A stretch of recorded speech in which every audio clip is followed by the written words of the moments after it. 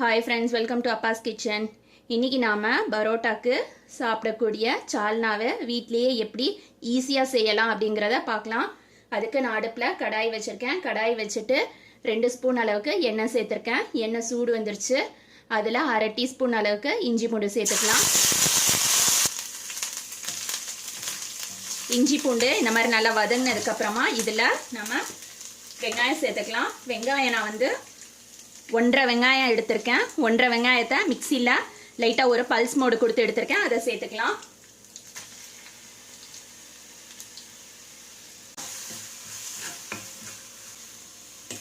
வெங்காயம் நல்லா கலர் மாறணும். கலர் மாறினதுக்கப்புறமா அடுத்த பொருள் சேர்த்துக்கலாம்.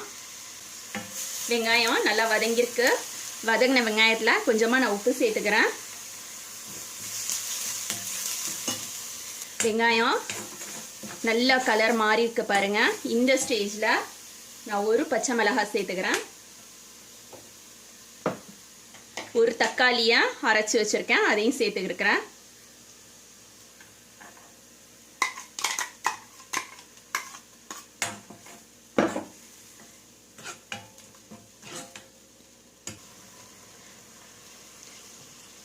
கால் டீஸ்பூன் அளவுக்கு கரம் மசாலா தூள் சேர்த்துக்கிறேன்.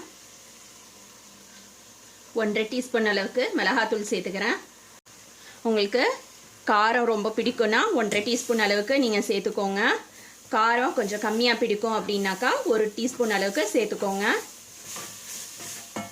2 டீஸ்பூன் அளவுக்கு சால்னா மசாலா சேர்த்துக்கிறேன். இது வீட்டிலேயே அரைச்ச சால்னா மசாலா. இப்போது நான் தக்காளி அரைச்ச அந்த மிக்சி ஜார்லேயே கொஞ்சமாக தண்ணி சேர்த்துட்டு கழுவி ஊற்றியிருக்கிறேன். நமக்கு வெங்காயம் தக்காளி நல்லா கொதி வரணும். தண்ணி சேர்த்ததுக்கப்புறமா ஒரு 5 நிமிஷம் கொதிக்கட்டும். சால்னா நமக்கு கொதிச்சுக்கிட்டு இருக்க நேரத்தில் நம்ம ஒரு மசாலா அரைச்சிக்கலாம். மிக்சி ஜாரில் வேர்க்கடலை சேர்த்துக்கோங்க. வேர்க்கடலை ஒரு 10 வேர்க்கடலை எடுத்துக்கோங்க. 1 டீஸ்பூன் அளவுக்கு உடச்சக்கடலை சேர்த்துக்கோங்க. 1/4 டீஸ்பூன் அளவுக்கு கசகசா சேர்த்துக்கோங்க. கண்டிப்பாக சால்னாக்கு இந்த 3 பொருளும் சேர்க்கணும். சால்னாக்கு ஒரு சில பேர் வெறும் தேங்காய் மட்டும் சேர்ப்பாங்க. தேங்காய் மட்டும் சேர்க்கறது அவ்வளோ டேஸ்ட் கொடுக்காது. கண்டிப்பாக இந்த 3 பொருளும் வேர்க்கடலை, உடச்சக்கடலை, கசகசா இந்த 3 பொருளும் சேர்த்தாதான் சால்னா டேஸ்ட்டாக இருக்கும். அது கூட நான் தேங்காய் இந்த அளவுக்கு பீஸ் எடுத்திருக்கேன், அதையும் சேர்த்துக்கிறேன். ஃபஸ்ட்டு மிக்சியை லைட்டாக பல்ஸ் மோடு கொடுத்துட்டு அதுக்கப்புறமா தண்ணி சேர்த்து நைஸாக அரைச்சிட்டு காட்டுறேன். நமக்கு சால்னா கொதிச்சுட்டு இருக்கு பாருங்க. வெங்காயமெல்லாம் நல்லா நம்ம அரைச்சி போட்டிருக்கிறதால வெந்திருக்கும். இப்போ நம்ம தேங்காய் அரைச்சி வச்சிருக்கதை சேர்த்துக்கலாம். ஒரு சில பேர் கசகசாவை ஊற வச்சுட்டு அதுக்கப்புறம் அரைப்பாங்க.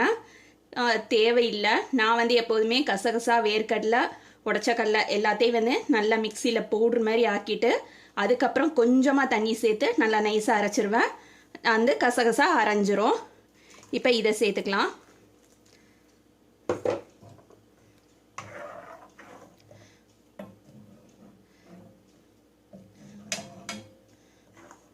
ஹோட்டல் உள்ள சால்னாக்கு சிக்கனோட பீஸோ இல்லை மட்டனோட பீஸோ ஏதாவது ஒன்று பிளெயின் சால்னால சேர்ப்பாங்க ஒரு சில சால்னா கடையில். நீங்கள் அது மாதிரி சேர்க்குறதா இருந்தாக்கா நம்ம தண்ணி ஊற்றி கொதிக்க வைக்கும் போதே நீங்கள் சிக்கன் பீஸோ இல்லை மட்டன் பீஸோ சேர்த்துக்கலாம். நான் பிளெயின் சால்னா தான் செய்கிறேன், எதுவும் சேர்க்கலை. நம்ம தேங்காய் அரைச்சது சேர்த்தாச்சு. இந்த ஸ்டேஜில் புதினாவும் மல்லியும் நான் கொஞ்சோண்டு எடுத்திருக்கேன். இது கொஞ்சம் அது கொஞ்சம். இதை மிக்சி ஜாரில் சேர்த்துட்டு கொஞ்சமாக நம்ம தண்ணி சேர்த்துட்டு லைட்டாக பல்ஸ் மோடில் விட்டு எடுக்கணும். அரைக்கக்கூடாது, பல்ஸ் மோடு விட்டு தான் எடுக்கணும். நான் எடுத்துகிட்டு காட்டுறேன்.